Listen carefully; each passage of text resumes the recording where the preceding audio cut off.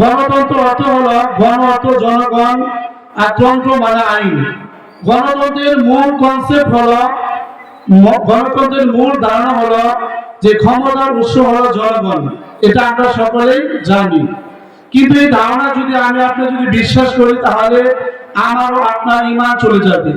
দলিল হলো সূরা মুলকের 1 নম্বর আয়াত, সমস্ত ক্ষমতার উৎস, সমস্ত মালিক হলো একমাত্র আল্লাহ তাআলা।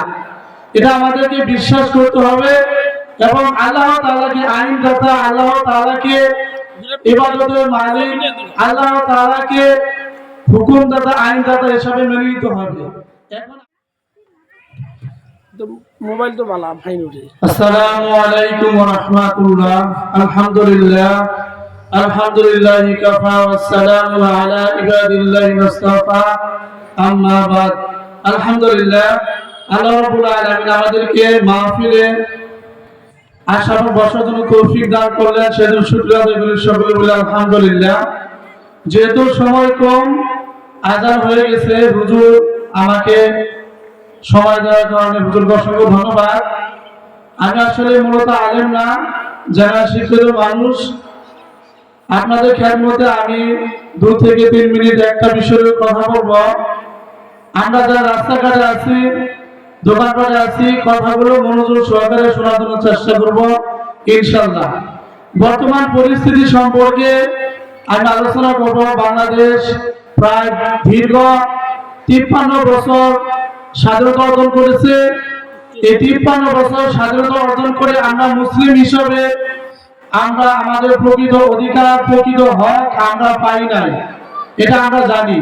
বিশেষ করে দীর্ঘ কয়েকটি বছর মানুষ, আপনার আলেম ওলামা এবং বিরোধী দল অনেক অত্যাচার, নির্যাতন শিকার হয়েছে, আপনারা জানেন। আমি এই বিষয়ে বলবো গণতন্ত্র এবং খেলাফত কি। গণতন্ত্র অর্থ হলো গণ অর্থ জনগণ আর তন্ত্র মানে আইন। গণতন্ত্রের মূল কনসেপ্ট হলো, গণতন্ত্রের মূল ধারণা হলো যে ক্ষমতার উৎস হলো জনগণ। এটা আমরা সকলেই জানি। কিন্তু এই ধারণা যদি আপনি যদি বিশ্বাস করি, তাহলে আমারও আপনার ঈমান চলে যাবে। দলিল হলো সূরা মুলকের 1 নম্বর আয়াত, সমস্ত ক্ষমতার উৎস, সমস্ত মালিক হলো একমাত্র আল্লাহ তাআলা। এটা আমাদেরকে বিশ্বাস করতে হবে এবং আল্লাহ তাআলাকে আইনদাতা, আল্লাহ তাআলাকে ইবাদতের মালিক, আল্লাহ তাআলাকে হুকুমদাতা, আইনদাতা হিসেবে মেনে নিতে হবে। এখন আপনি যারা বিশ্বাস করি গণতন্ত্র মানে ক্ষমতার উৎস জনগণ, এটা যদি বিশ্বাস করি, তাহলে আমাদের ঈমান চলে যাবে। সেজন্য আমাদের গণতন্ত্রের মূল কথা, কনসেপ্ট, এটা ধারণা করা যাবে না। আমাদের খেলাফতের বিশ্বাসটা কায়েম আমাদের অন্তরের ভিতরে থাকতে হবে। আল্লাহ রাব্বুল আলামিন মানব জাতিকে সৃষ্টি করেছেন একমাত্র খেলাফতের আন্দোলন, খেলাফত কায়েম করার জন্য আল্লাহ রাব্বুল আলামিন আমাদেরকে সৃষ্টি করেছেন। আপনারা পাবেন সূরা বাকারার 30 নম্বর আয়াত পড়ে দেখবেন, আল্লাহ তাআলা বলেছে মানুষ সৃষ্টি করা হয়েছে খলিফা হবে, প্রতিনিধি হবে। তারা দুনিয়ার ভিতরে এমপি হবে, মন্ত্রী হবে, প্রেসিডেন্ট হবে। এখন আমরা আমাদের দেশে, বিশেষ করে বাংলাদেশে জালেমরা বিশেষ করে ক্ষমতার চেয়ারে বসে, এটা আমরা প্রায় 53 বছর দেখছি। সেজন্য আমাদের নতুন করে সিদ্ধান্ত নিতে হবে, নতুন করে আপনার কি প্রতিজ্ঞা নিতে হবে। আগামী সংসদ নির্বাচন যখন হবে, সেখানে যেন ভালো লোক, ইসলাম প্রিয়, ধর্মীয় প্রিয়, দিন প্রিয়, আলেম ওলামাকে ভালোবাসে, মহব্বত করে তারাই যেন সংসদে যায়, এ চেষ্টা ফিকির আমাদের করতে হবে। সচরাচর গ্রাম অঞ্চলে এই কথাগুলো আলোচনা হয় না।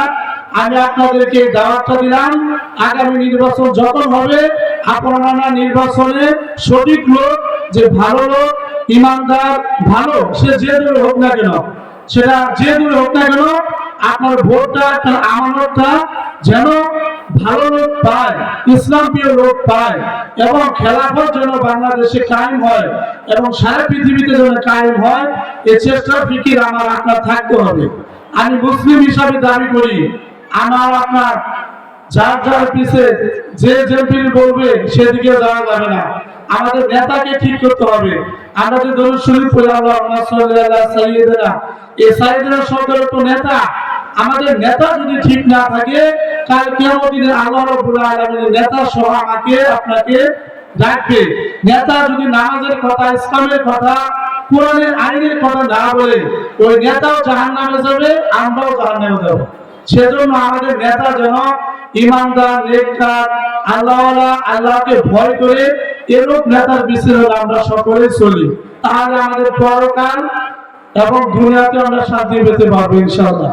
সেজন্য আমার কথা যারা আপনারা শুনতেছেন, বিশেষ করে মা বোনরা, দোকান করে ভাই বোনরা, আগে আপনাদের হাতে পায়ে অনুরোধ করে বলবো, আগামী নির্বাচন যখন আসবে, আপনাদের জনপ্রতিনিধি হবে, আপনাদের নির্বাচনে যখন সময় আপনাদের কাছে আসবে, যাকে তাকে ভোট দিবেন না।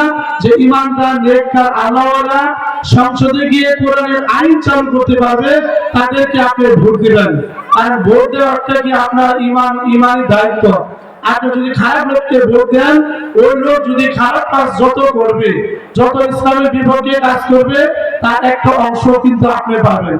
সেজন্য আপনাদের বাঁচানোর জন্য, আপনাদের ঈমানকে রক্ষা করার জন্য আমি এই কথাগুলো বললাম। ইনশাআল্লাহ সকলে যেন এই কথাগুলোর উপর আমল করতে পারি। আল্লাহ রাব্বুল আলামিন আমাদেরকে তৌফিক দান করুন। সকলে বলি আল্লাহুম্মা আমিন।